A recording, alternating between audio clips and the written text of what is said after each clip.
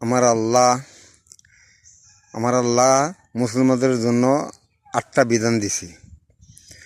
এই 8টা বিধানের যে 8টা বিধান মানবে এবং 8টা বিধান যে পালন করবে, স্বয়ং আল্লাহ তার জান্নাতের জামিনদার হয়ে যাবে।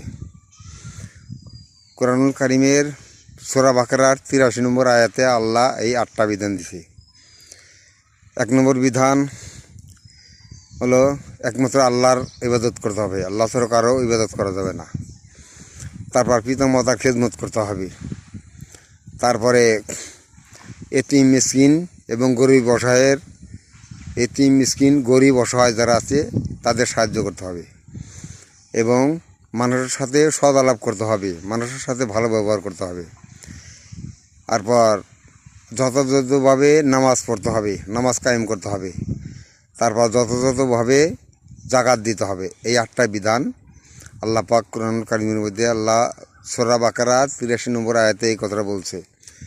এই 8টা বিধান যে মানবে, যে পালন করবে, এই 8টা বিধান মতো যে চলবে, স্বয়ং আল্লাহ তার জন্য জান্নাতের জামিনদার হয়ে যাবে।